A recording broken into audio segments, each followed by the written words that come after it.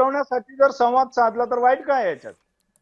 हा तेच ना, फक्त तो सिलेक्टिव्ह आहे. एवढाच प्रश्न मी तुम्हाला विचारते. एनिवेज, अजित चव्हाणजी, तुम्हाला तर बरं वाटत असेल हे ऑपरेशन तुतारी, ऑपरेशन काय टायगर याच्या चर्चा ऐकून?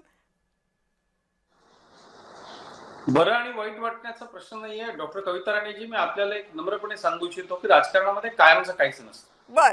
आपण एक लक्षात घ्या की प्रतापराव सिनियर मंत्री आहेत, पक्ष एकसंघ असतानाचे, यांच्या सगळ्यांमधले वयानं वरिष्ठ आहेत आणि ते मंत्री आहेत, त्यांच्याकडे अनेक कामं त्यांची आडत असणार, ही सगळे लोक त्यांचं मार्गदर्शन घेत असणार, कारण शेवटी मतदारसंघातल्या लोकांना खासदार म्हणून ते उत्तरदायी आहे. हा एक भाग झाला. दुसरा भाग बघा, दोन विषय असतात, एक पक्षशिस्तीची चौकट आणि दुसरं कौटुंबिक संबंध. कालचा परवाची संध्याकाळ मुंबईमधली मी माननीय मुख्यमंत्र्यांबरोबर काँग्रेसच्या एका वरिष्ठ नेत्यांच्या कौटुंबिक कार्यक्रमाला गेलो होतो. उद्धव ठाकरेजी तिथे होते, माननीय मुख्यमंत्री होते, श्रीकांत शिंदेजींच्या सोबत टेबलवर बसून आम्ही त्या ठिकाणी भोजन केलं. कौटुंबिक कार्यक्रम हा एक वेगळा भाग असतो. अखिलरावांनी जे मगाशी बोलता बोलता एक उल्लेख केला, अखिलजी काय घडलं तिथे, त्यानंतर दोन नेत्यांमध्ये सविस्तर चर्चा झाली आणि महायुतीमध्ये आमच्यात सगळं आलबेल, आम्ही आमचं सगळं बघू. बघा, परिस्थिती सातत्यानं बदलत असते. त्याचं एक उत्तम उदाहरण म्हणजे मोहित कंबोज यांच्या घरी आदित्य ठाकरे साहेब सुद्धा गेले.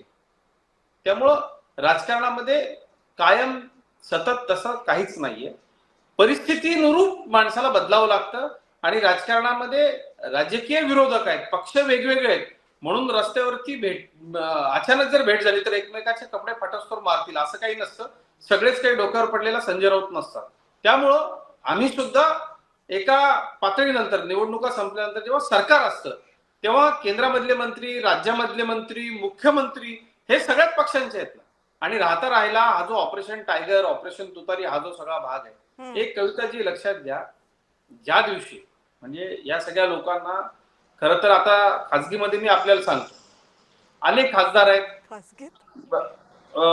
जे आमच्याशी खासगीमध्ये बोलतात आणि सांगतात की बाबा आम्ही निवडून तर आलो पण मतदारसंघामधले कामं करता येत नाही, न्याय देता येत नाही, या सगळ्या गोष्टी आहेत. कारण शेवटी इतक्या कमी संख्येनं आपण जेव्हा विरोधी पक्षामध्ये असतो त्यावेळेला आपला आवाज सुद्धा नीटपणे पोचत नाही. त्यामुळे व्यक्तिगत संबंधांच्या पातळीवरती ही सगळी कामं करून घ्यावी लागतात.